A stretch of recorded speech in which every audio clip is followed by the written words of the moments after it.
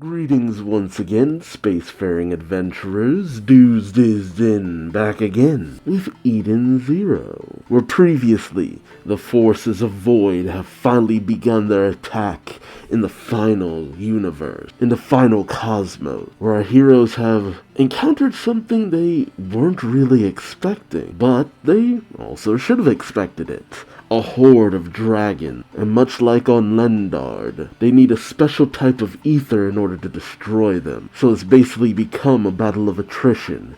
Everyone's head out in their starfighters, with Valkyrie leading the charge. That is, until she encounters Brigadine, who manages to counter her. And while the others face off against God Aknoela's dragon horde, inside the Eden Zero, a surge has run through the ship, causing several bulkheads to close. And who should appear right behind which?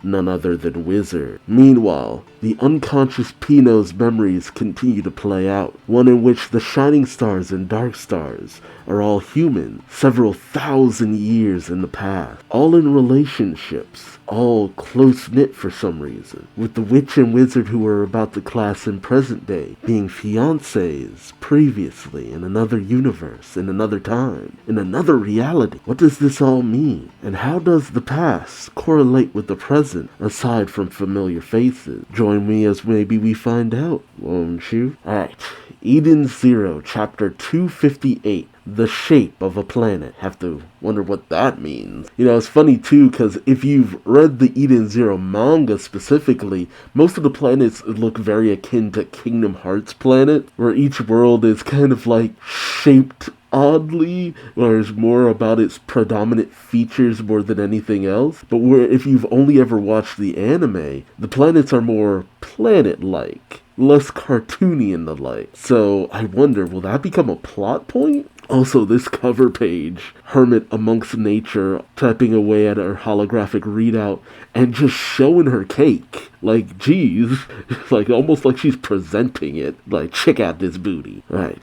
Meanwhile, the ensuing battle against the dragon, the crew of Edens, all battling it out in their Leo starfighters, Shiki, Rebecca, Laguna, Klein, Jin, and out in the fray, Valkyrie materializes a barrage of weaponry all across her body, all springing out across various compartments. She unleashes her onslaught against Brigadine, but as the smoke clears, he's unfazed, and he unleashes his own artillery out of his left hand, firing a massive blast. The blast manages to consume Valkyrie, and while it doesn't damage her too much, it does look like it shreds a bit of her clothing, and her hair comes unloose. Wow. Hair down Valkyrie? Yes, please. I wish the circumstances were a little bit nicer. Valkyrie says, okay, this guy's tough. Valkyrie then gets in communication with Homura, calling out to her. Homura says, yes, teacher. Valkyrie tells her, I've got a situation. I need you to beat Aknoela for me. Ooh, okay.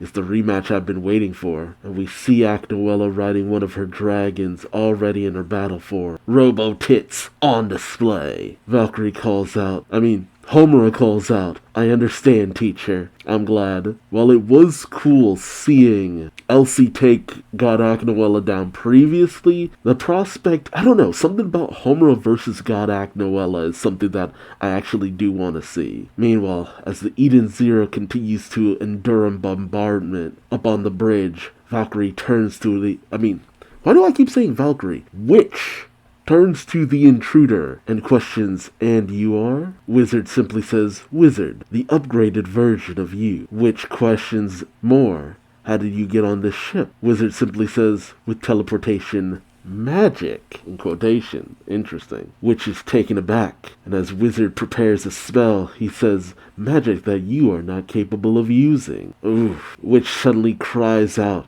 as a bombardment of explosions engulf her. Ooh, she receives some heavy damage. Wizard continues his onslaught, using his staff to send out a beam at her. Before it can reach her, Witch puts out her hand.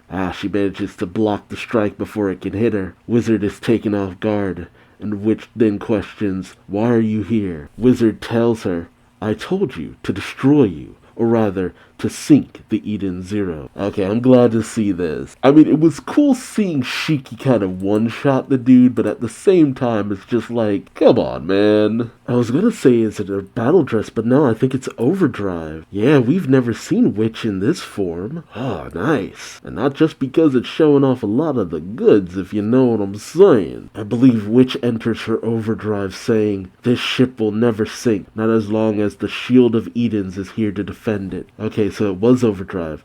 Oh, I thought Wizard was transforming too. Oh, that's usually not a good sign. If the good guy transforms before the bad guy, usually that means that the bad guy still has an ace up their sleeve. But Wizard is taken off guard saying, overdrive? But Witch doesn't give Wizard a moment as she attacks. And much in the same manner he did to her, she unleashes a barrage of explosions that consume him. But Wizard casts another spell. But Witch manages to counter it. Okay, they are very evenly matched. Unsurprising, but it's good to see. Feels like a good long time since we actually gotten to see Witch really strut her stuff. As the two face off, Wizard tells her, I'm one of the 4 dark stars, the Spear of Eden. This spear exists to shatter the shield. Witch thinks to herself, then he is one of the Demon King's 4 dark stars, which means it's close. The Eden's one. And on cue we see the one making its way through the cosmos. Approaching the battlefield, maybe? Yep, sure enough. Everyone begins to spot it.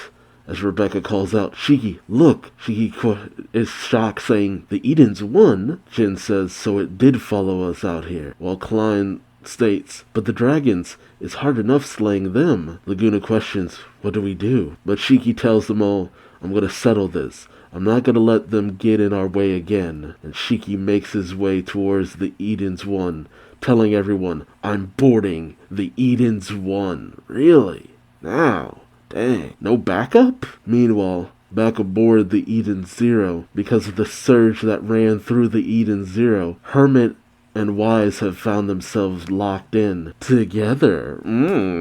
As Hermit bangs on the door, Wise questions, what do we do? You want me to break the door down? Hermit tells him no, this is our ship. She brings up her holographic display and types away saying, I'll try rewriting the system from here. But an image of Killer appears on the screen, telling them, you're wasting your time. The two of them are shocked, and as Wise pauses, remembering his previous encounter with Killer. Although, let's face it, Hermit has managed to one-up him before. But that's the thing about the Dark Stars. We've seen them defeated previously, but they always come back more tenacious than the last time. Doesn't matter if it's an alternate universe or not. Killer addresses Hermit, telling her, I am the upgraded version of you. You'll never beat me at anything related to programming, he said, not knowing that she's already done so in other universes. Well, actually, would he know? I wonder. I mean, if he does know, that makes him all the more dangerous. But Killer scoffs at her, saying, for one thing, you haven't even noticed, have you? Hermit is shocked. Oh! Killer says the Eden Zero is going to self-destruct in just 10 minutes. Wise calls out, what?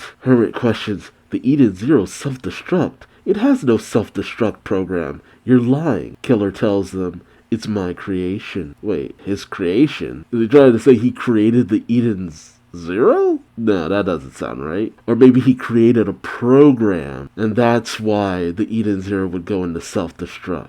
Huh. And wait, where's the title supposed to come in? The Shape of a Planet. Huh. Oh, we then cut to 20,000 years ago, where the Hermit and Killer of the past are meeting. As Hermit tells them, this is the end of our planet, but I'm not ready to give up yet. The two of them address each other. The two, dressed in high schooler attire, meet. Killer sitting at a console, well, a very elaborate console, multiple monitors at a desk. Is he in some kind of computer lab? Hermit tells Killer, remember when we talked about the theory that all things can overdrive? Killer says, yeah, but that's all it is, a theory. Hermit tells him, no, I believe it's true, and maybe that theory is the key to saving the planet. We'll make the planet overdrive.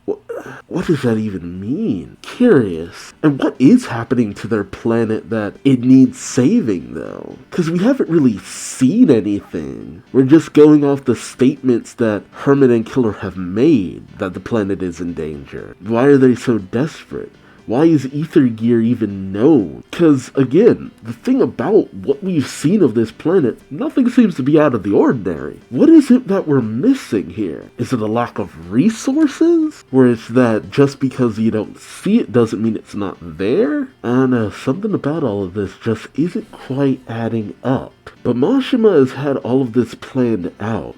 I don't know. I mean, the Dark Stars say that they're the upgraded version of the Shining Stars. But if there was at any point a time where they all existed, then how? You'd think they would have been all, like, made around the same time. And I don't like the idea of Shiki going on to the Eden's one alone. I think he'd at least have a little bit of backup. Especially because we don't know where everybody else is. I mean, where is Clown? Did he make his way maybe to the medical bay already? And there's still other characters we have yet to encounter. Dead End Cure, Lightning Law, Lady Freya, like, they're obviously all waiting in the wings, but to what degree? And again, something else is, we were given the implication that we'd have allies in the fight against them. So us just encountering them in the middle of space and that being the only terms in which we fight them, I mean, makes sense, but at the same time, I don't know. Something about the whole setting of everything that's going on seems off. But let me know your thoughts in the comment section below. Also remember to like, comment, subscribe if you enjoyed the ride. And until next time, I've been Duuz-Diz-Din. Thanks so much for watching and I'll see you later. Take care. Bye-bye.